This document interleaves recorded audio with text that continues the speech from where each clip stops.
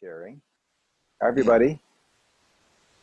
Great to see all of you. Wonderful to see your faces and new folks and folks I've met before. We've met. Welcome to the NAMEN Member MeetUp. This is Craig Norberg-Bohm. And we're looking forward to a great set of conversations today.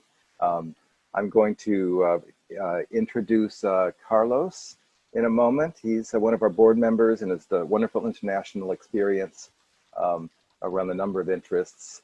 And he's going to help facilitate a conversation today. Carlos, you asked about the two topics are to continue around the topic of male self-interest as an educational approach to men and boys. And Charles is going to have some things to say to get us going. And we also want to talk about the global symposium that's planned for this fall. And it's a revised plan that's now more online than not, of course, given COVID. But that would be Laxman Belbase from the Global Secretariat, who's not with us yet. So I think, Carlos, we just start with what we have. And move right along. I think that's the way to do it, because they'll be sure. I'm sure. So wonderful all. Please introduce yourselves on chat. And as you first speak today, when you do, and of course it'll be a free open conversation. Our meetups are run that way. That just say a few words about yourself the first time you speak, so we can connect. So Carlos, I'll turn it over to you. Yeah, thank you, Craig. Hello, everyone. I don't necessarily see your face, but I'm sure that you're there. So as Craig mentioned, my name is Carlos To Zwakala Idibuo. I'm originally from Ivory Coast, and I've been living in Toronto for the last 14 years. I'm one of the board members for NAMEN, the North American MenEngage. And I work as an independent consultant on issues related to diversity and inclusion, gender-based violence, sexual reproductive health and rights, as well as sexual and gender diversity. So, and I'm also queer, part of the LGBTQI community. So I'm going to facilitate the session today. As Craig was mentioning earlier, please introduce yourself in the chat room. He will be in charge of checking the chat room. If you have questions, you can just print it down in the chat room, and Craig will be reading that. Or if you want to just ask a question verbally yourself, that would be great as well. So the session today officially started at 3 p.m. and we will run till 4:30. And we have 3 points to discuss today. The first one is the continuation of the topic of male self-interest as a mean to motivation. And the second point is about the Global Alliance Symposium, Ubuntu. And Laxman Belbase and probably Johnny, both co-chair of the Global MenEngage Alliance, will be joining us to speak more about the Global Alliance Symposium that is that's different regional getting ready for. And then the third point will be brainstorming for several meetup, like on topic of several meetup coming up, and then we will wrap up. So I guess I will pass it. Oh, sorry. Just a reminder. Just few norms, because we don't have much time. So I just wanted to remind you guys that if you asking your question or if you making a comment, please be culturally specific. Be mindful of differences by culture, race, class, gender, and sexuality. Ask specific questions to help folks understand and also focus on the conversation. And yeah, join us for engaging discussion about our work, what our success look like, what the questions are, and also, moving forward, what we would like to discuss. So I think I will pass it to Charles, because Charles, So, Yes. yeah, I think I will pass it to Okay, you. Carlos. It's a continuation of the conversation that we had before. So, just to introduce or put folks in the context a little bit, and then we will move on. Okay, thank you, Carlos.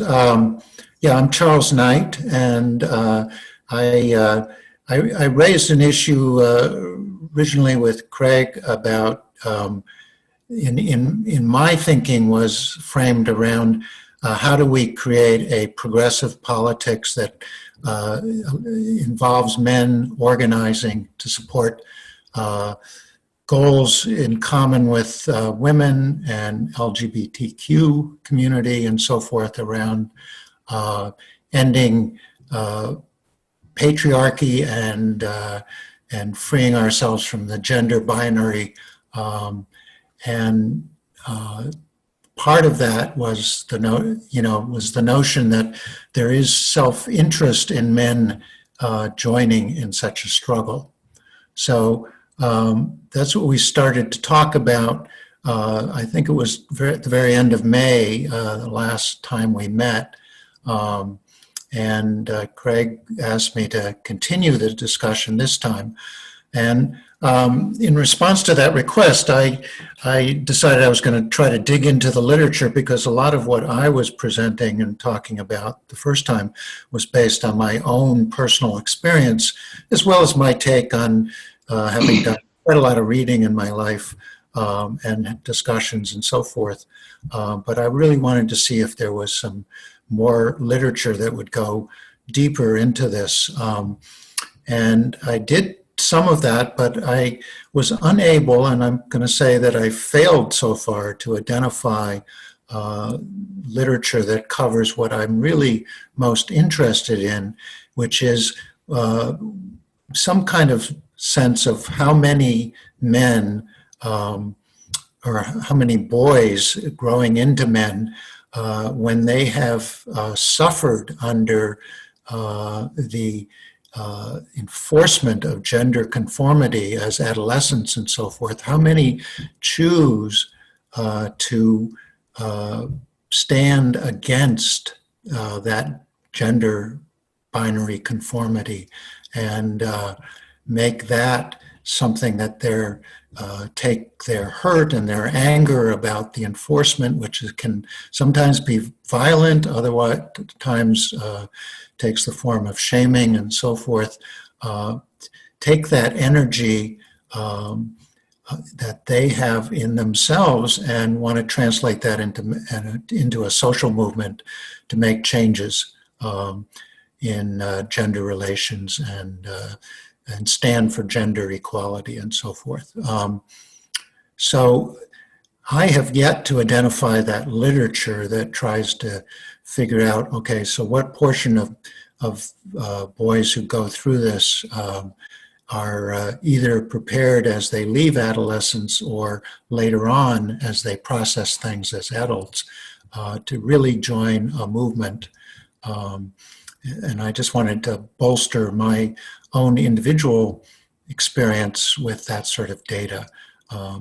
So that's something that I'm interested in. I'll keep looking, but I haven't come up with that, so I have nothing to report on that, except it seems hard to find. Any case, I'm thinking that it might be useful to just throw out a couple ideas of, and especially since NAMEN is coming up with a advocacy policy review, and so that's important, it seems to me. But I'm imagining and in my case, I'm imagining growing out of discussion groups I've been part of in Boston, Cambridge, where I live, of folks talking about patriarchy and the project of dismantling patriarchy. And these are men talking about it, taking the step of forming a local organization that would advocate and urge men to become active around certain issues. So there's a few that I've thought of, and one comes right out of at least international NAMEN. I'm sure it's part of, International MenEngage, and I'm sure it's part of the NAMEN program as well, which is men's interest in having progressive family leave policies that allows them to play a nurturing role in when, for instance, when they have children and so forth, and also leave for illness and so forth, so they can be part of family effort to take care of people in the family who are ill. I think there's room for men to get engaged with that and really push in the legislatures, in their local city governments, in businesses and so forth for those kinds of policies. So that would be one thing that I would be proposing if I were part of such an organization. Okay. Another, and I want to throw these out as questions. Do people think that's things that men can take some leadership on? Another one is organizing against the shaming of boys around gender conformity, and this takes us into the school systems. I just happened to be listening to C.J. Pascoe talk about, which reflects my take, which is the reaction to anti-bullying efforts in school systems is often to announce zero tolerance programs, which I have always thought were just a foolish notion, administrative sort of notion in schools. And she was talking about how these negatively impact boys of color and so forth, which, if we think about it, is fairly obvious. I think that the advocacy would be more bottom-up, organizing young men and boys in schools to push from the bottom up around doing something around the shaming of their peers. Anyways, I want to throw those out as just something we might discuss. And I think I'll leave it there. I'll call your attention to the little thing I wrote. It gives you more sense of what I'm particularly interested in. And I collected some quotes from some leading thinkers in our efforts. So thank you, Charles. Thank you. Thank you I think so that's much. where I'll leave it. Yeah. So folks, feel free to jump in. As I said, Craig will be checking the chat room if there are questions. If there is no questions, just feel free to jump in. But make sure, please, to introduce yourself and say where you calling from. That will help other participants to connect to your comments.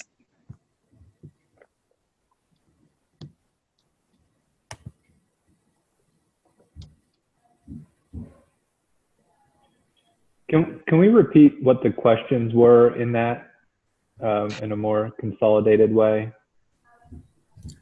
I just was throwing out two items which if I was part of a local men's organizing committee around these issues, I would advocate for. One would be family leave policies like MenEngage have.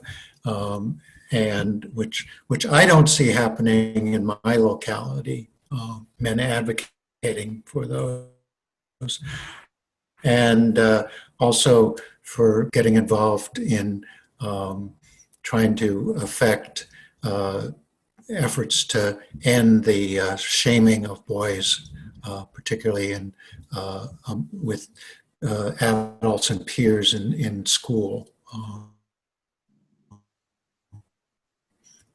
Around gender issues. As you know, it might be something to talk about. Are those things that men can take leadership in if they organize themselves? Is that helpful? Is that helpful? Is that clear enough? Yeah, thank you. Thank you, Charles. Hi, folks. Jake Sticka, Executive Director and Co-founder of Next Gen Men, dialing in from Vancouver, BC, Canada. I missed the first half of this discussion during the last meetup, so I apologize if there's folks on the line who took part in that and I'm repeating things. Carlos, it's really great to see you. Last time I saw you in Toronto, pre-COVID times, it was a different world. What this issue is bringing up to me is kind of our work in our sector and a lot of the language and approaches that we use. And I think it is really important to look for literature and thought leadership in and around these things. But I think that, for those of us who are out in the field on the front lines doing this work, sometimes that knowledge translation doesn't necessarily come together. And I'm even thinking about, how we're framing this discussion around quote unquote male self-interest. And that can be stigmatizing to someone who doesn't necessarily come to this work. And I sometimes think about and frame our dialogue around this fundamental human question of quote unquote, what's in it for me? And, I think that we when we're in, school and workplaces, relationships, it's a posture that many of us adopt. And an over-reliance on that is problematic, obviously, but it is, I think, a piece of human nature. And so, how can we reframe these academic, sector-specific languages? And I appreciated what you were saying about, top-down versus bottom-up, but really thinking about what is going on in community. How can we take this systemic idea of patriarchy and issues faced by women and girls and people of other genders, but also co-locate men within that system of patriarchy? And I look at it as a bridge building activity to kind of build an empathy muscle and an understanding through seeing how it impacts us so that we can better relate to how it impacts others. And this is a bit of a rambling thought. It's not necessarily, concrete in any one way, but it's an opinion that was coming up for me from your dialogue. And so I hope that it's valuable to the discussion. Mm-hmm. Thank you, Jake.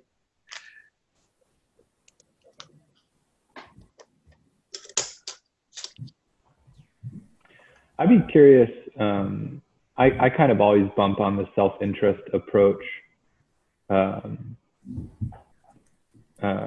It seems to be becoming a popular kind of line of thinking within racial justice movements also, that, right, a more just world is better, or a more equitable world is better for everybody, which of course we know that it is.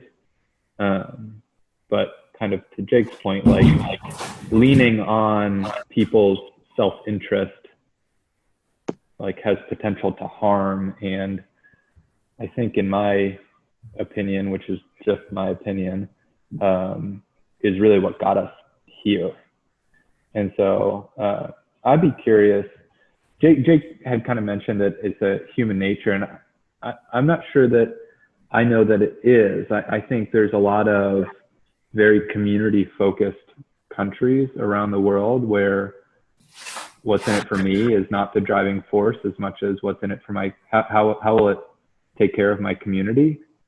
And so yeah, two thoughts there. One, I don't like exercising that muscle of, okay, well, if it's good for me, I guess I'll buy in. And then do we think that muscle is present in everyone?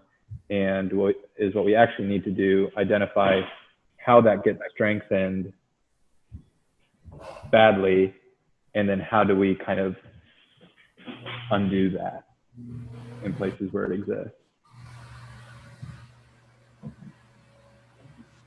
Hey everyone, I'm Josie. I'm coming to you live from Washington, D.C. So I run a project called the Men's Story Project, where men publicly share very personal stories that challenge masculinity norms and take a stand for health and equality and justice for people of all genders and identities. And so I come to this work from a public health standpoint. My background's in public health. and community mobilizing. And just thinking about this topic of self-interest. Self-interest it sounds selfish. Can you hear me? Yes. But another way of framing the rationale for men to get involved in healthy masculinities work can be for the promotion of health and well-being and equality for men themselves and people of all genders around them.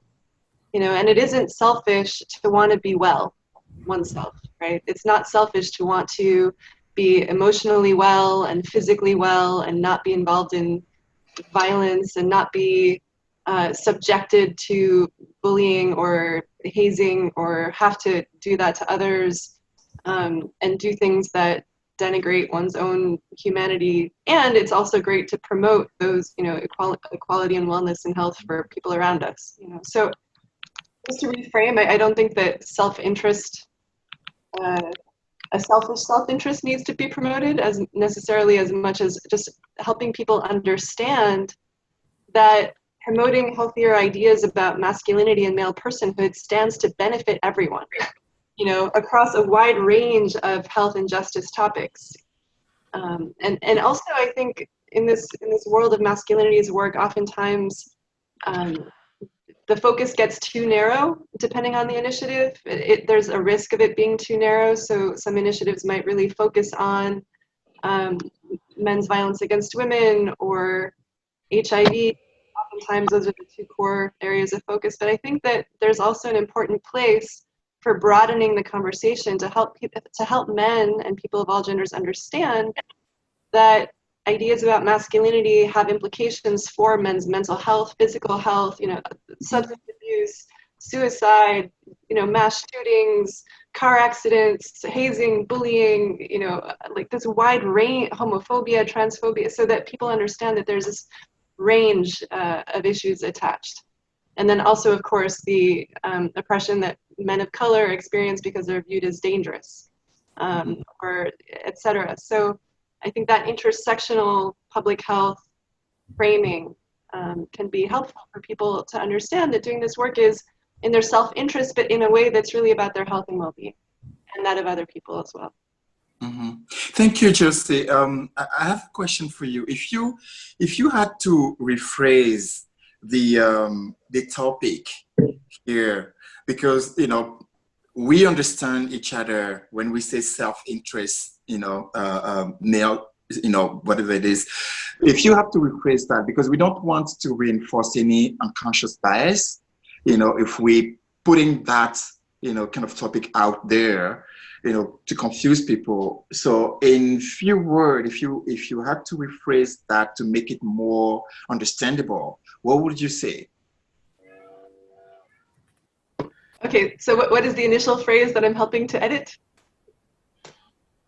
It's the so the topic is male self-interest as a means to motivation. Mm-hmm. Caring for self and others. Okay. And if I could add to that, this is Glenn from Ohio. For me, it's not about self-interest, but more so about about relatability. You have the subject matter you're approaching me has to be relatable to me. I have to be able to make it tangible to my experience. So, for example, my experience engaging men comes from fatherhood work. I did fatherhood work for a number of years. When I initially started, a lot of my marketing.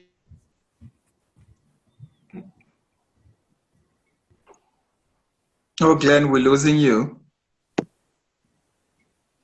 Lost your voice. Well, while Glenn is finding a better signal, maybe just jump in. I'll stop talking. But I really love that you mentioned dads and fatherhood work, because there's sort of a way to think about a motivation there. And in a sense is that, and Josie, your idea of caring for self and others. I know a few dads in my life who have young children. They themselves want to be equitable and have gender equality in their lives. They want to raise their boys and girls that way, but they're struggling with the ways to do that as their boys interface with the school system and other kids, and that's seems like a difficult thing for them to do constantly. So it requires support for those dads to talk about it. So it's a nice place to think about that idea. Maybe it goes to being a parent, it's like going to being protective and educational with your children. I think there's a lot of rich opportunity in that conversation for what we're talking about today. Yeah. Also add authentic relationships, you know, or Mhm. something about quality relationships. So it's not just the unidirectional, you know, of caring for yourself, caring for other people, but also it's about having relationships that are richer and more mutually supportive and authentic and loving. Yeah. Yeah. That's great. And I like the point. Oh, sorry. Go ahead, Lee. Hi, everyone. Yeah, thank you. My name is Lee Clasper-Torch. Hello, everybody. And this is the first call that I've been on, so excuse me if I'm just dropping into the conversation from prior calls. Appreciate your thoughts. I'm calling in from Rhode Island. I'm the men's engagement coordinator and work facilitating the 10 Men project of the Rhode Island Coalition Against Domestic Violence. And I appreciate this conversation. You know, one thing that came to mind is when we talk about self-interest, of course, there's the phrase enlightened self-interest, right? Which we haven't uttered yet before, but I think this moves more into that.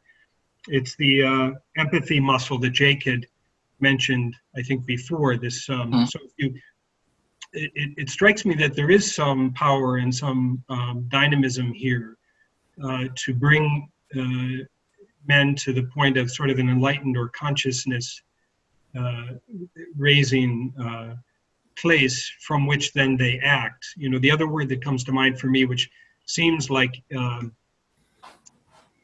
for the work, at least in the 10 Men Project, is I like to think of the work that we're doing in the 10 Men Project as transformational work. And I mean that in the holistic way. So it sort of relates, Josie, to what you were saying, which I appreciated, the health and wholeness. So we bring men into transforming themselves. First, there has to be a dynamic intra-personal transformation that takes place, even as simultaneously we're doing the work of transforming society, transforming culture, changing culture. So for me, I think there is some legitimacy to this and some dynamism to it, but we have to walk the road, I think, highly conscious and aware as we're doing so in terms of what that means. But bringing men into awareness, bringing men into wholeness, and then empowering and in fact catalyzing them, as we say, mobilizing them to work to change the systems of injustice, oppression, sexism, and so on and so forth. But I think there is an interrelationship there. That's the intersection, Josie, that you talked about, I think. That's all I have to say. Thank you. Yeah, thank you, Lee. I mean, this conversation is great, and I'm sure that we can spend the whole day, you know, talking about that because there are so much things to dig in. But I'm seeing folks from the Global Secretariat, MenEngage Global Secretariat joining. And as I mentioned earlier, we have the Global Alliance Symposium that we have been talking about, and folks from the Global Secretariat are joining to give us more information about that. So I'm going to, if Liesman is around, I saw Bianca joining. If Liesman is around, Bianca, and maybe Johnny as well, I will pass you the microphone, the virtual microphone. So you can talk a bit about the Global Alliance Symposium, and then once you know the folks from the Global Secretariat finish, we'll come back. I will allocate a bit of time so we can continue that very insightful conversation before we brainstorm on which topic we want to talk about next time. So, Laxman, Bianca. Hello, everyone. Oh, it's here. Okay. Yeah. I saw Bianca. Yeah, I'm here as well. Hi. Hi. Okay. Hello. Hi, everyone. Yeah. So as I said, quickly introduce yourself and then, just jump in the topic about the Global Symposium. Yeah, I see there were two hands raised as well. Not sure if they have already spoken. Sorry if we are stepping in. Oh, I asked Craig to check that.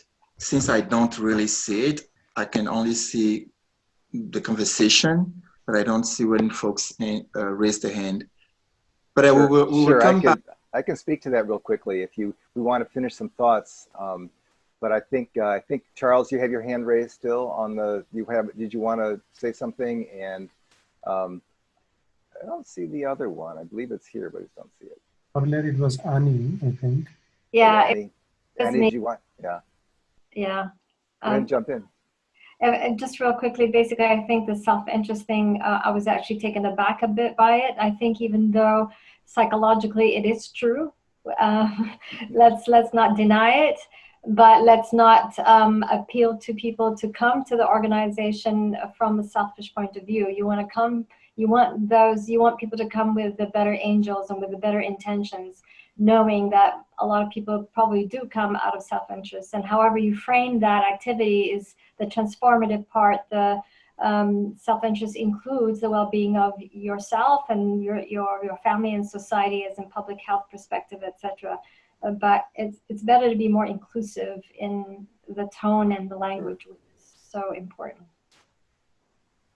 Thank you so much, Annie. That's yeah, definitely, yeah. Craig, you said someone else raised their hand. Carlos, it's Charles. I had raised my hand just very quickly. I was going to say hello to Josie and second what she was saying. And I'll just, I don't know if this is an addition, but I've come to believe that especially in primary relationships with between men and women, the health of the individual is very connected to the health of the other. And I think men can be brought around to beginning to understand that, even younger men around reproductive health and so forth. I think it's really important work to do. Anyways, that's it. Thanks. Bye. Thank you, Charles. If there is no other questions, I think we will just pass it to the Global MenEngage Alliance, Laxman and Bianca. Hi. I'm not sure. Okay, so I'll just start. I'm Bianca. I work with the Global Secretariat based in Austin, in Texas, and am focused specifically on the Global Symposium. So I'm the Global Symposium coordinator. And yeah, I'll let Lakshman introduce himself. Hi, my name is Lakshman. As Carlos said, I'm still Lakshman. I work with Bianca at the Global Secretariat as one of the co-directors, and I'm happy to be here with you, specifically with this hat today, apart from my NAMEN's membership hat as well.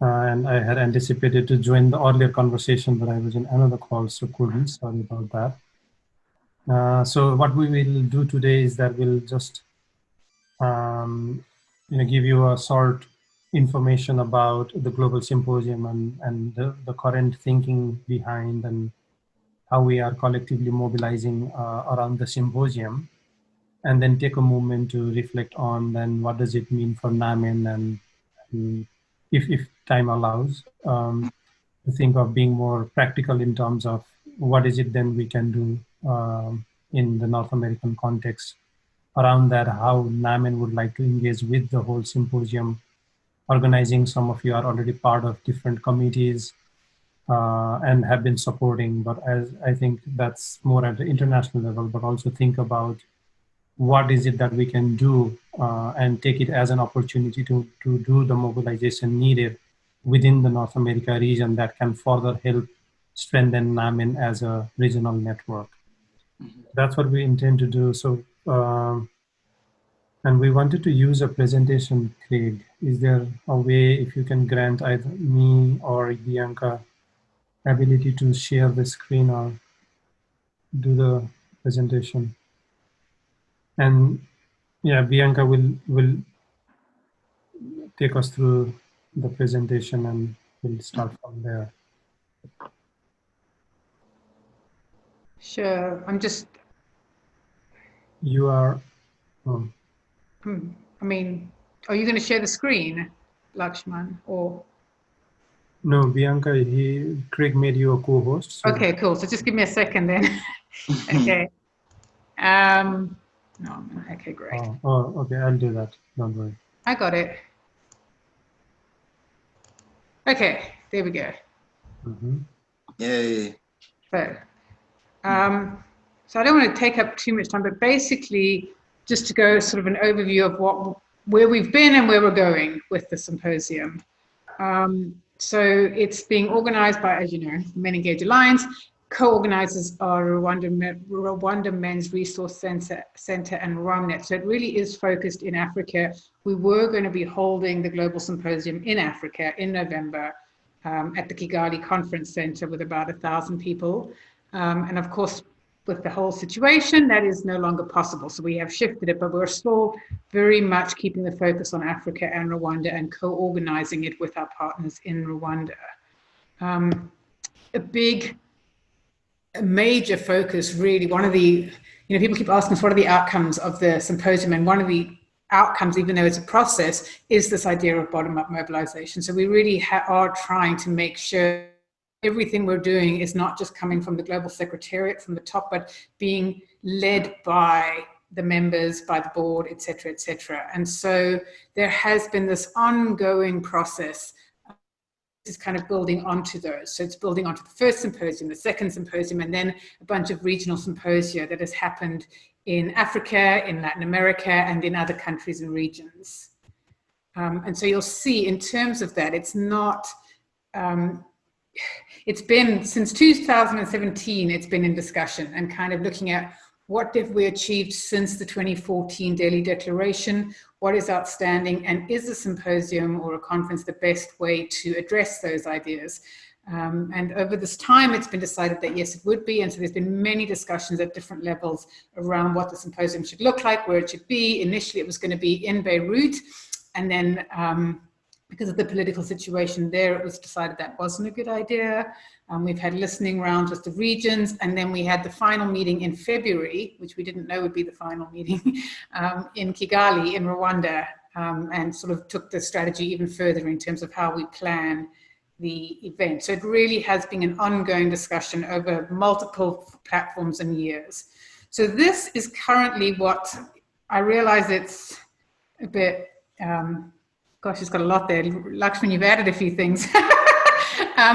So it's quite a busy little diagram, but basically it's sort of explaining our thinking. So when we realized that it wasn't going to happen in November, we had to think that now what?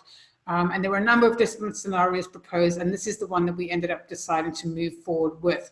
So we have been hosting, we are currently hosting, we start soon a series of webinars on backlash.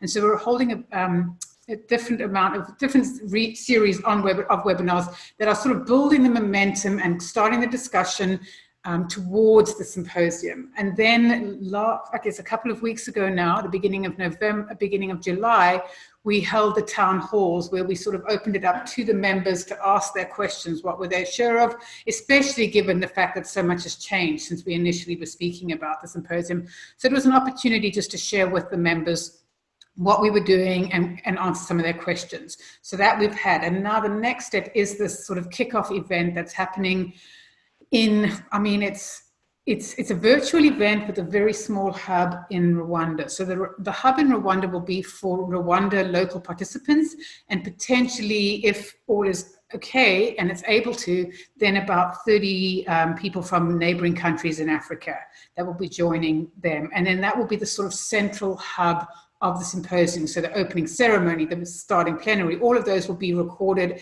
and presented from there to the rest of the world.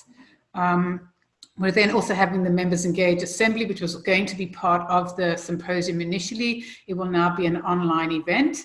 And then the series of, as we've got here, sort of abstract-driven, organizer-driven, and regional network-driven sessions. And that continues sort of from December right through until, at this stage, we're saying June, not 100% clear. We need to just see how things unfold. And so those sessions are what we've got the call for submissions open right now, and then there's a lot of space within that for the regions to work together. They can network together or to put things on that are suitable for them. And the hope is, so you'll see at the bottom, we've got this platform. So from next week, we'll actually start developing the platform, and that's going to be this online space where everything that's happening is kind of located. And so if a region, for example, is having an event, it can be recorded, it can be live streamed, and it'll have access to the rest of the globe as is suitable. And then this final closing event, which we are looking at the moment, June, and the idea being that it would be a lot of regional hubs around the world that would then connect globally through the platform. So avoiding this one large event, a lot of flying internationally, et cetera, et cetera. Really, what we did, thought, what is this moment presenting us as an opportunity, and doing it something like this over a period by not flying, we're having our impact in terms of the environment, at least somewhat, and it's a discussion we've been having for a while, so that was important. And then this idea of being more inclusive and more diverse, and so the more time we have and the more spaces there are for people to plug in, we're hoping that's going to really foster greater ownership, greater diversity, and greater inclusion. And then, as you said, is there space, so what space for creativity? So art, culture, skills building, posters, networking, panels, dialogues. The beauty of this sort of format now is that it can be, we're open to multiple different ways of exploring things. And so we have, for example, a partner in Europe that wants to do an 8-week training session. And so that will happen in that period where people can join on either once a week or they can join for the full 8 weeks. There's a lot of space for doing things differently. And even in the concept submissions, we are asking people to submit things that aren't necessarily the norm. Obviously, we are accepting the traditional papers, plenaries, etc., roundtables, but we're also looking at creative expression and how we can talk about these issues and create dialogue around these issues in different ways. So that is essentially what the plan is from now moving through into 2021.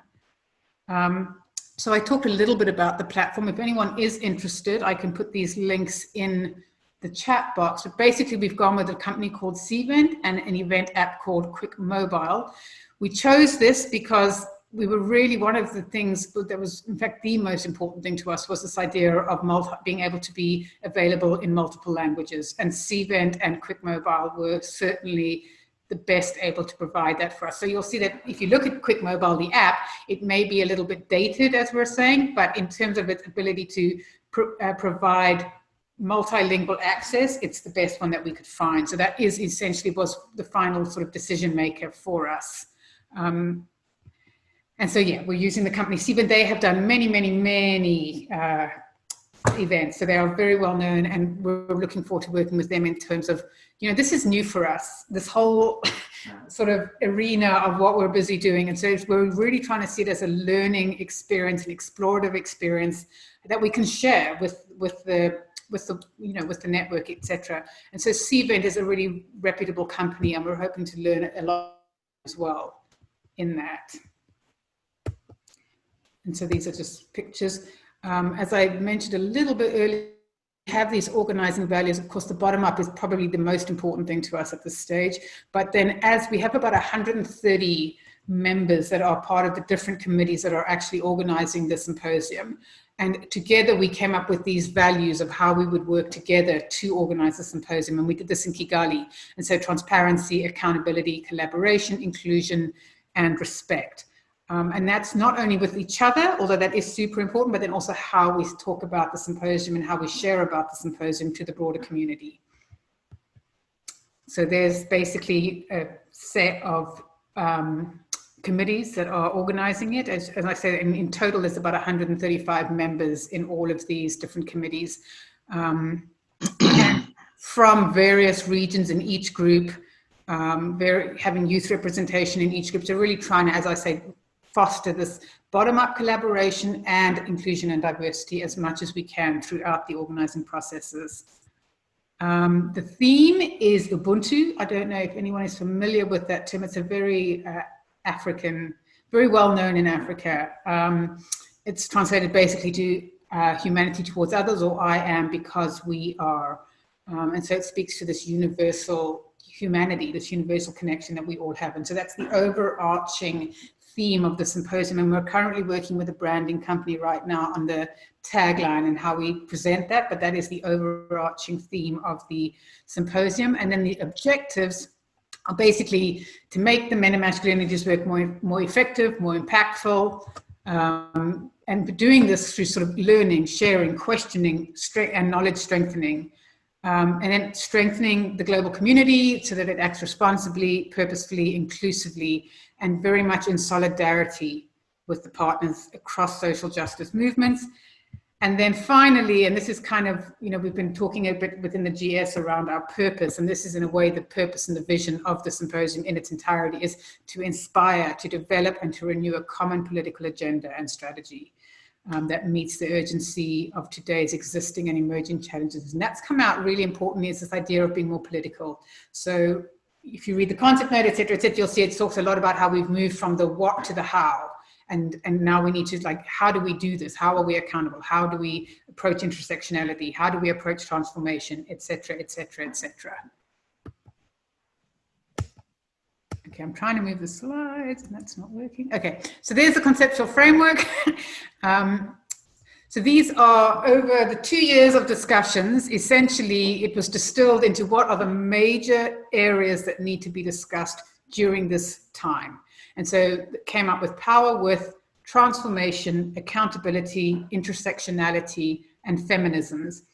And the idea of each of these is to provide a broad political framework that is broad enough and expansive enough to allow members and other partners to be presenting and to be taking these terms and using them and presenting sessions, etc., that relate to their context, etc.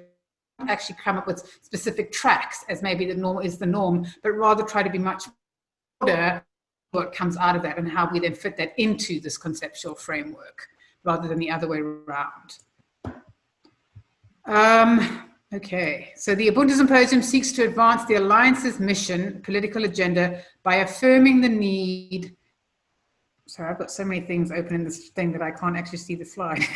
By affirming the need for greater alignment and building common cause with the social justice movement globally and nationally. And the vision is that it's going to provide support to the field to clarify and reaffirm its political stance and set directions and ways forward for strengthening the transformative agenda. And the work of transforming masculinities and engaging men and boys in advancing women's rights.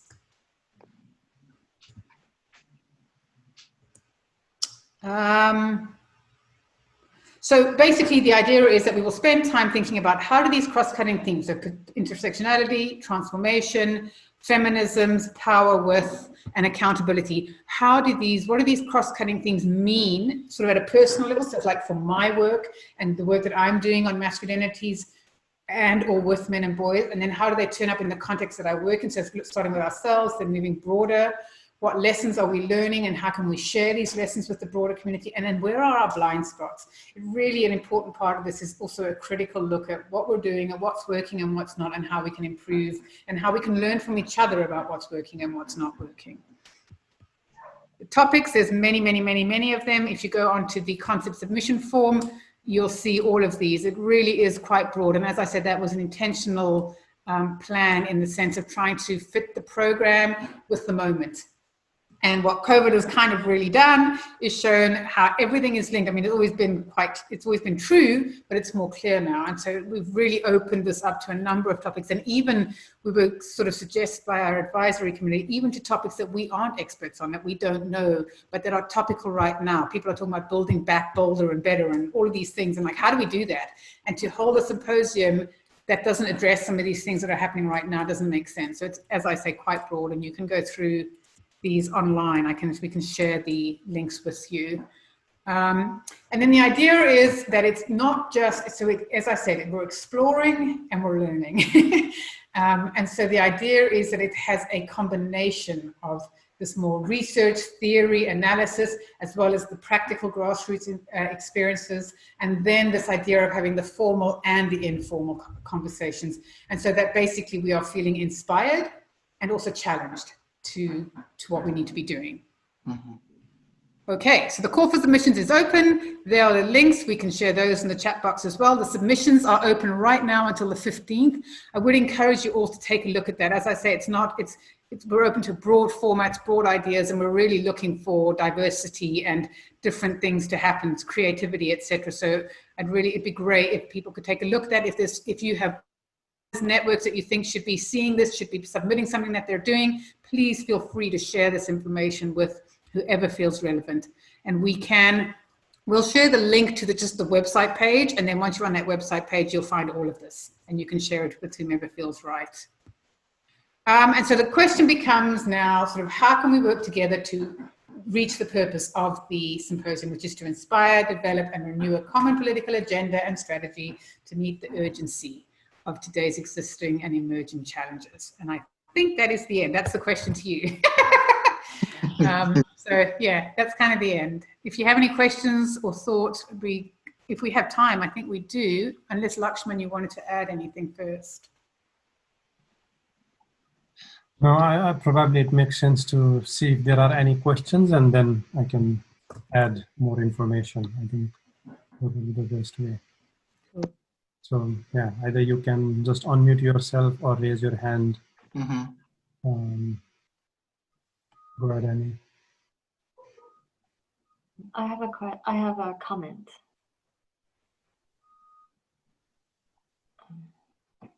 Yes. Yeah, Annie, go ahead.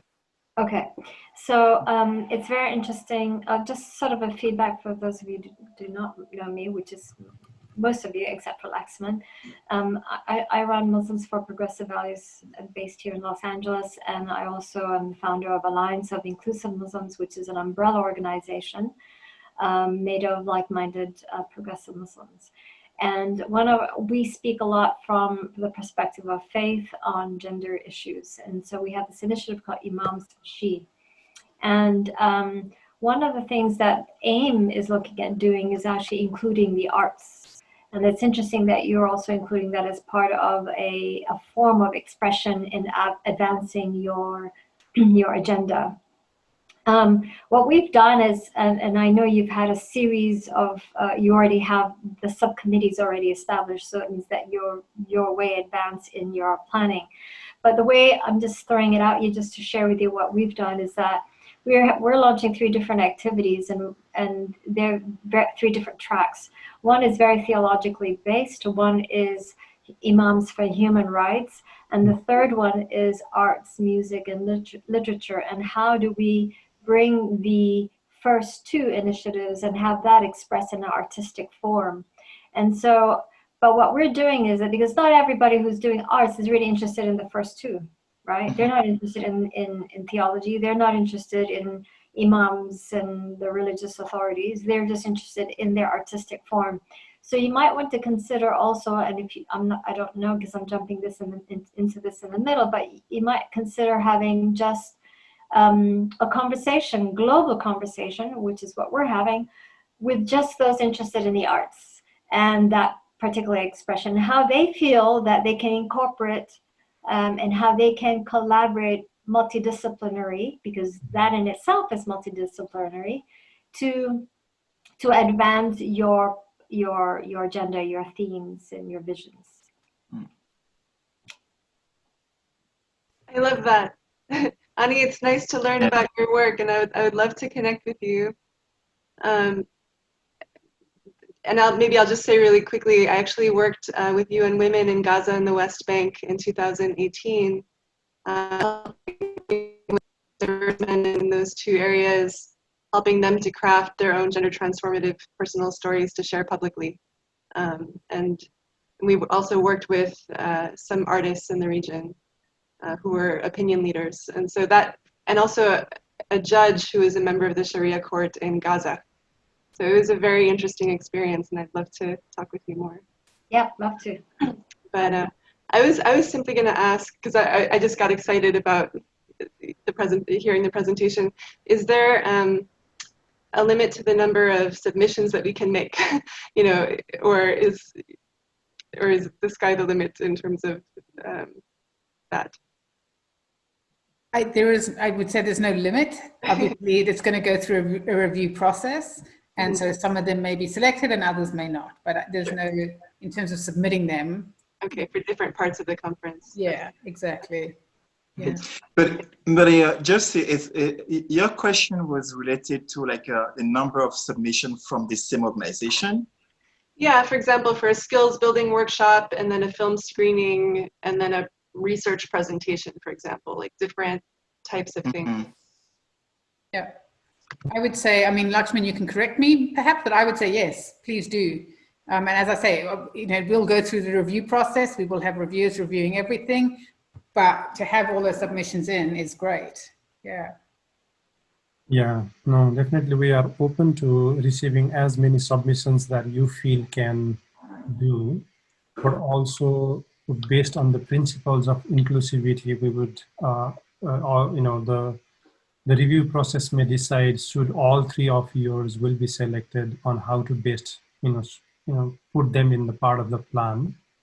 And one of the things that we are looking at with the new format that allows us that space is to, rather than looking this into a 4-day event, now we have actually, you know, over 7 to 9 months.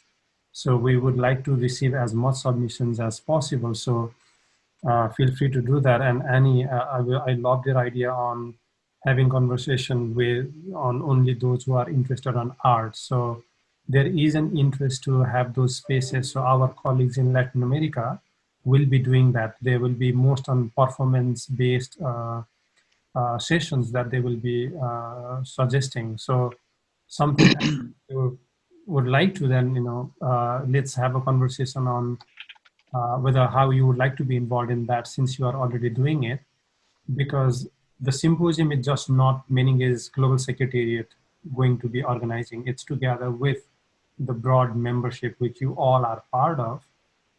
So feel free to, you know, jump into taking leadership role in something that you feel like you can lead or support on leading that initiative. So we are open to those, you know, interests as well. So feel free to jump in, but also in the, you know, leading those spaces. So, you know, Annie, with your expertise on facilitating those spaces, which I don't have, you know, personally, I'd love to have you lead that and help us to thinking on how to shape that. And Josie, you have other, you know, similarly to others as well. It's your space basically, and you can design it as you feel, provided you be within those parameters or the frameworks of the symposium, that it addresses the issues of how intersectional approach your proposal is, how are you exemplifying the accountability and accountable approaches in that work. Because as Bianca mentioned, now the overall vision, purpose of this symposium is organizing symposium is not the purpose.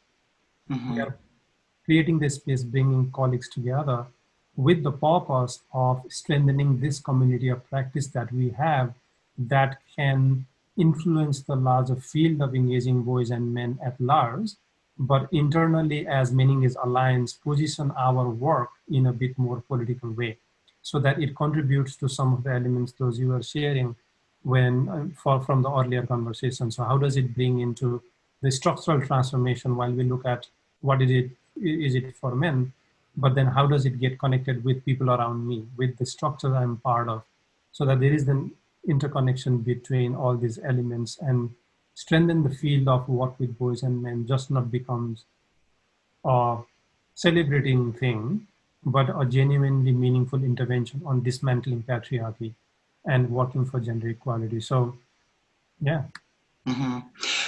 I have a question in terms of like, I mean, because I promote everything on my Facebook page. My Facebook friends know what I'm talking about. So some of the folks that I went to university before, and also that they belong to the LGBT community, but not necessarily member of a specific organization. and they've been doing some research. So one of the questions that they asked me is if they could submit something as an individual.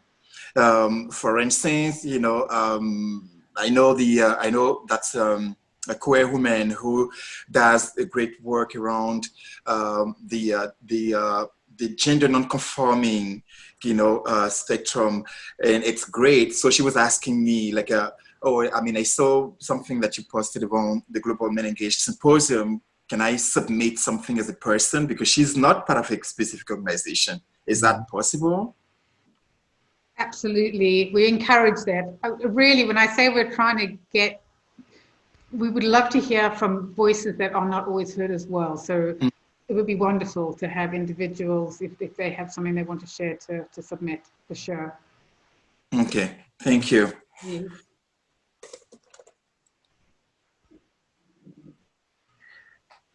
I think if there is no other questions, we will just say thanks to Bianca and Lexman. That's a great presentation, and I think that it gives us a better understanding of where we're coming from and where we're going, as Bianca said at the beginning.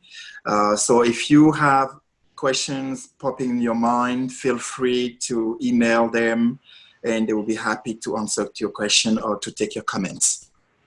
Yeah, that'd be great. And then I've just also, am I on mute? Wow. No. I've also shared, if you want to be part of the WhatsApp group, this is the link for the WhatsApp group. It's basically 2 to 3 messages a week. It's a one-way traffic, so there's not a lot of it's not too much information, but a couple of relevant updates every couple of times a week. So if you are interested, please feel free to join the WhatsApp group. And then if you want any more information, menengage.org/symposium. And as Carlos said, if you have any questions or thoughts, whatever that come up afterwards, please do feel free to email myself or Lakshman. So thank you. Thank you so much. Craig? Yes. I'm going to pass it to you a bit. If that okay? Yes, it is. It is okay. Yeah. So basically, the way I wanted us to split the rest of the time, it's 4/8 now. I know that we have the brainstorming on the next topics, but if we could split the time to continue the conversation that we started, you know, for a bit, and kind of wrap up with that, and then have the brainstorming of the topic before we wrap the whole meeting, that would be great. Sure. So you want to go back to this, to what we're talking, care for self and others. Yes. I mean, are we do that? You want to go back to that now, or do you want to hear about that? Does that make sense? Yeah. For 10 minutes and see where it takes us. Yeah. Yeah. Yeah. That sounds great. You know, I enjoyed it very much. I appreciated Ani's concern about, oh, we can't do this. Self-interest can't be the lead. It's some kind of but I think a lot of the folks I've worked with over the years, there's an altruism to what they want to do, and a sense of victimization that I've been hurt by sexism, and I won't want other people to be hurt by sexism. That kind of feeling. I've had fewer experiences with people who feel empowered by, say, patriarchal sexism, like, you know, I'm the man in charge. And now I want that to change. It's a less common moment until you work with offenders of domestic violence, and they're feeling like these offenders of domestic violence in their personal relationships want to have recovery. They, excuse me, they talk in that way, you know, as it goes. And so there's a variety of inroads and starting places. And when I got involved in primary prevention, which I've done more of now in my career, is that talking about the idea of parenting differently, coaching differently, leading differently, and encouraging voices from the margins seems to be the work we're doing as much as we can. And so that idea of what's my self-interest? Well, I want company. I don't want to feel alone. I want to be connected in this piece. And that's when I talk about my self-interest, you know, You know, I felt alone on the playground when I got bullied, you know, as perhaps others have, or I was in that position, or I was assaulted and I wanted to feel kind of recovered from that experience. So there's that coming out of loneliness is a kind of frame around self-care and that's what I feel a need to connect. And so I've always had this drive to be a connecting kind of a person. So that's the sense of what part of where I'm coming from. I'm wondering, you know, are there others, like, why are you here? You know, what drives your motivation? And that's where part of, I think, can answer the question. I'm curious. Mm-hmm. Yeah. Yeah. Thank you, Craig, for sharing. Yeah. I believe in my case, you know, in terms of like a self-interest, yeah. To summarize, because I can speak for hours, it's Sure. a whole life, I bet you know, story. But to summarize, in terms of self-interest, I just want to feel that when I walk through it or when I'm in a space, you know, that there is an understanding of the non-binary definition of what diversity and inclusion means. Yeah.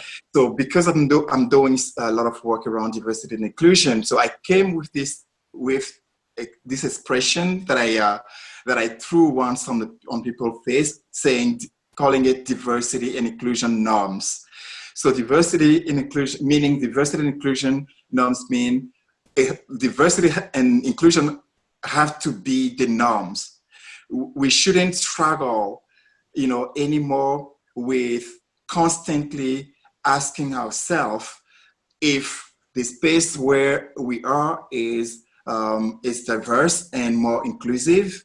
And when I said inclusion, if there is this spirit, this mentality of, you know, the culture of inclusion, we shouldn't constantly question ourselves anymore. It has to be the norm. The norm. The other thing is that what I want or what I would like to see in this space is that anytime we mention a conversation, you know, on diversity and inclusion, that people should stop seeing it in the binary way, and also be able to bring in, you know, the intersectional aspect of like the different topics that we're talking about. Mm-hmm. If I just take the word male, you know, I would be happy to see that a straight man that I have in front of me doesn't necessarily understand the meaning of the word, the definition of that word in his mind in the binary way. It has to be a reflection of like thinking automatically that I can have around me, you know, men coming with different sexual orientation and different gender identities. But until I feel comfortable in this space where I can take for granted that people broke down or get to the point where they don't think in the binary way anymore, it takes education. But my other question is like how much people are open to be exposed to uncomfortable conversation when it comes to gender, you know, identity and sexual orientation in the room. Can I say something back to this? What was the selfish point? I think there's also, you know, I think in the beginning of this conference meeting, I think might have been you, Carlos, that said to also speak from the perspective of culture and position. Mm-hmm. And so I'm going to say that as a straight person and as someone who's advocated for LGBT rights unapologetically, I have that privilege of doing so without any harm, physical harm to myself. Whereas if I was a gay Muslim advocating for my LGBT rights, that is a completely different dynamic to speak from. So I think that not everybody obviously comes to this sort of work from a selfish perspective, but that to be able to do this from an unselfish perspective is also a privilege. Just wanted to make that point. Mm-hmm. No, definitely. Thank you so much, Annie, to bringing that. You know, that's the reason why I mentioned the word intersectionality, because at the end of the day, you know, you just can't focus on the fact that you're seeing a woman and defining, you know, her based on what you just see externally, because that woman comes with a lot of things. She has like a complex background. I mean, any human being has this complex background, and I think building the culture of like trying to understand or defining someone, having in mind that there is this intersectionality approach to use, I think that's really helped to, you know, deconstruct, you know, the language, and also work on the unconscious bias that we carry when we walk in through a room.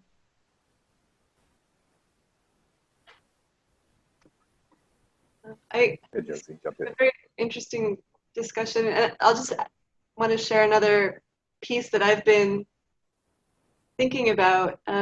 So, for example, tonight we're going to be launching a new cohort of the Men's Story Project with the Texas Association Against Sexual Assault. Mm-hmm. And so we've selected 15 storytellers, and we're going to be meeting tonight for the first time. And in their submissions, and by the way, I guess if you could keep this confidential, I would appreciate it, since I'm talking about people that I'm working with in it. But so I guess one of my questions as an educator in this space is, you know, what's the goal? Like, what's the ultimate? Like, if you're working with folks who haven't maybe been part of a conversation about masculinities before, do we want to? So in my sense of things, you know, social ideas about gender are made up. You know, notions of masculinity and femininity are social constructions. We're full spectrum human beings. Part of the human spectrum gets labeled as masculine, another part gets labeled as feminine.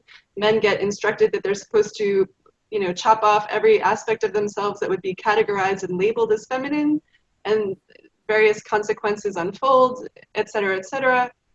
And I'm just experiencing an interesting thing of trying to support people in language, you know, and conceptualization. And I sometimes talk about the Men's Story Project as a post-gender project about masculinity, a feminist, anti-racist, intersectional post-gender project about masculinity, you know. And I don't know, I guess I'm just thinking about what are meaningful steps that we can support people in taking in their own conceptualization. And if people still want to arrive, for example, at a new, expanded, but still limited definition of masculinity, is that okay? You know, like, etc. Yeah. I mean, Josie, I hear you. Like, if you haven't come across this book of Daniel Moore called No Ashes in the Fire, I will strongly recommend it. Daniel Moore, he's a gay man, Afro-American, and there is a chapter in his book where the title is Unbecoming. And it's so deep. I mean, the whole book, it's so deep around this topic of masculinity, femininity, how men experience femininity and deny it, how religion, you know, impacts the boy's life growing up and trying to understand, you know, the sexuality as men, and especially growing up in a very patriarchal society. I will let you read the book. It's No Ashes in the Fire from Daniel Moore. Thank you. And you said that the chapter title was Unbecoming? Is that what you said? Yeah, it's part of the book. I love that, because instead of just, rather than beginning by trying to construct something new, the first job is deconstructing. Yeah. So, yeah, I will let other folks speak because I don't want to monopolize the conversation. Yeah, we need to, this is wonderful. I mean, it's always come to the end of a session, say we need to double the length of the session, just keep on going for a couple of hours. And it seems to get all revved up. But we are coming to close to time. It's 4:20 and in Eastern, and we're supposed to wrap at 4:30 Eastern. So how do we do that? You know, but I can sort of segue into what to talk about in the future. I think everyone here probably has something to suggest about that. three of us who are planning these meetups these days love the concept of storytelling in our work, storytelling in, I mean, Josie, you're about storytelling in performance and in public, and storytelling in therapy, storytelling in personal conversations. How do we transform in the process of storytelling? I would imagine that Jake, in your work with kids and with others, storytelling is part of the work. And I thought that maybe we talk about storytelling as a subject in September. We're gonna do these every other month the rest of the year. So we'll have a date in September, and then we'll have a date in November, and then we'll have a date in January, and then we'll figure out what to do next. But that's sort of the idea going forward. By that time, the symposium will be up and running, and we'll be participating there, perhaps. We thought maybe we would add maybe a meetup activity that would fit within the symposium framework. I don't know exactly how it would fit, but that idea where we can have conversations like this. But that was the idea. The survey we put out, many of you contributed, as 10 folks have filled out surveys. We'll put that in a link one more time so people can say, but faith came up highly, Yanni. There's people really like the idea of discussing faith, you know, from sort of a starting place or an influence both in all the directions it takes. But where do people land and bring faith into the equation of the conversation of this kind, since it is very meaningful in so many people's lives, and it has such a positive influence for some and a negative influence for others. It goes all over the map about where faith, but religion versus faith. I think the discussion was faith versus religion. So it's an interesting conversation, very rich. I thought maybe we'd organize one of our meetups around that. I guess as a question I'd like to ask is, what do you like the idea about having more than one topic in a meetup? Sometimes I feel it's too squeezed. You know, if you mind it, do you like it? Would it be better just to have one? Now that we've had a couple where we've had 2 or 3. What are you thinking? I really like this. How do we approach the self-interest not as a self-interest conversation? And I feel like this is the second time we've like kind of just gotten the conversation started, right, and then it gets cut off. So yes. I would love to like dedicate like an actual whole meeting to that, so we can all the way have that conversation. I like that. Thanks, Marshall. Happy to hear any general thoughts about these topics. I think storytelling is a great topic. Do you? Yeah. And the others as well. Of course.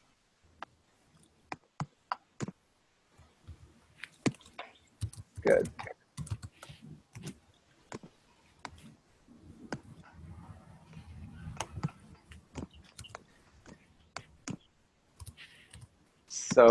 So we can. So that sounds like we're good along those lines. We'll come up with a few lines, you know, along these lines. There, the other sorts of topics that were of interest are, of course, this one idea that's a little harder to discuss, but I think important, which is sort of how we respond when leaders fail, and we sort of call it internal accountability or Me Too, and sort of how would you want us to respond, or let me put it personally, if you felt that I was failing in my personal behavior or some other behavior, how do I want you to respond to me? How do we politically respond? How do we organizationally respond? I think we don't have good experience with this. There's been occasions where these things come up and boards have to address them privately, and communities sometimes address them publicly. And I just thought maybe we would reflect perhaps on some of what would be the ideal. And you know, there's a calling it in perspective, and then there's the idea of having people step out and step down. These different approaches to supporting when leaders fail in some respect, depending on what it is. But I thought I'd bring that up because it was marked as everyone would be happy to talk about that if we could organize a reasonable approach to that conversation. It goes to a kind of accountability, I think. Along those lines, I don't remember if I brought it up in one of these meetings or if we had a U.S. specific call or if maybe it was an Ohio specific call. I can't remember, but I have this idea of like this council of men to hold men accountable. That would be, you know, local to community. And I don't know what it looks like exactly that isn't vigilante justice, but kind of is almost. And what that would look like to create some sort of council that, so I have a friend who was assaulted by a friend of mine who I didn't know was doing this to women. And you know, I cut him off and organized other men to kind of cut him off, but it never didn't seem like a good solution. And most of those people still kind of spend time with him. So how do we like create a body that like she, if she wanted to, could come to and say, this has happened to me from this person, but, you know, kind of crudely, he's more popular than I am. And then how could that council then hold that person accountable first, maybe privately, but then even potentially publicly if that person's unwilling, you know, something like that. I think there's an interesting potential model in that. There is. And I don't know what it looks like yet, but I love other people's thoughts. But I think it could certainly be a part of that holding leaders accountable conversation. Yeah. It's difficult. I mean, the ideas of accountability, circles of accountability, how families can help hold members accountable.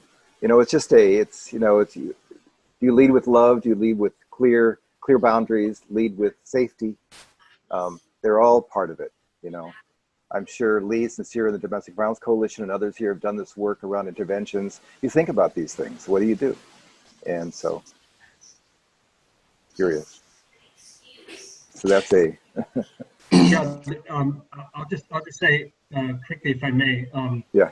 Marshall, that's an interesting thought. I think there's a certain sense, though I've never framed it in the way you just talked about it, as a council that holds men accountable. There's a certain way in which our 10 Men Project initiative in Rhode Island functions somewhat in that way. So we seek to be visible in the state, and we seek to then mobilize men to go into their spheres of influence and hold men accountable and change the culture. And to that point, just recently we had a June public awareness campaign that we run every June, and we decided this time around, this recent 10 Men cohort took out a full-page advertisement in the Providence Journal entitled Dear Rhode Island Men. So it was specifically, in some sense, calling in Rhode Island men. So, and then outlining what we're calling men in to do and to be about. So interestingly enough, just again, I've never framed it quite in the way you talked about it in terms of a council of accountability, but in some ways we're functioning that way. There's a certain dynamism to that. Yeah, bringing men in to energize them to go back out and do the work. So. I can maybe just add on a little piece that I think is interesting to that conversation, is like a path back. And that's that like restorative piece. I think when we look at justice right now, some of the punitive justice mechanisms, the consequences are so steep that the incentives to participate aren't there. So it's deny and diminish and you know, press the other person away. But, you know, as we think about, you know, there's this broader conversation going on about like cancel culture and all those kinds of things. And, you know, I think consequence culture is absolutely needed, and some of the most egregious people should be, you know, set aside in some instances. But for those of us who have, you know, participated or you know, transgressed in a certain way, and we see a desire to heal the person that we've harmed as well as healing ourselves, how do we create an incentive structure for people to participate in that and have a path back into community? Because, you know, the isolation and the cancellation are also incredibly very, very harmful. So yeah, that would be an interesting thing to, I think, add on to that conversation. So Jake, if just to make sure that I understood it, you mean how do we bring the healing conversation in how we make sure that something like, for instance, holding each other accountable could function very well. I just need to make sure. Yeah, I'm thinking, there needs to be consequences and responsibility to transgressions, but then what, right? Like, how does this person that get included into our community again, into these things, and how do we set them up for success with new habits so that they're not perpetuating the same things again? And I don't know if we have enough conversation about the and then what. Right. Yeah, I agree. I think that's like the first step, right? Is we want to kind of get you back. Yeah. But yeah, we really don't know. I mean, this is something we're very awkward with, is getting this to happen. And so it's I think it'd be good to talk about it. What we've tried, what hasn't worked, what does work, what are we trying to get done, and so on. I know that the communities of color who I've been connecting with aren't very happy with, separating families and the kind of punitive batters intervention work that we might do. It's just that there's something about that that's different. If you're already having but the white, class that has more privilege, they have a different set of ideas. So it's very intersectional, the answer to the question. So I want to thank you all. Carlos, we probably should wrap up. It's 4:30. Yeah. And so I have been recording, so I will. So some of this I'll post. I won't post every little bit of it, but I'll post the main sections for conversation, and hopefully it will help feed our future conversations, and we'll set some time aside for continuing our meetups. So thank you all for joining. Do you have any farewell Thank you for organizing? Thank you. Thank you very much. Of course. Carlos, thank you. You did a great job. Yeah, thank you, everyone. Thank you so much, and hope to see you sometime soon. Okay, bye-bye. Thanks, Laxman. Thanks. Bye. Nick Lee. Great. Bye-bye. Thanks, Charles. Appreciate it. Bye-bye. Bye. Bye.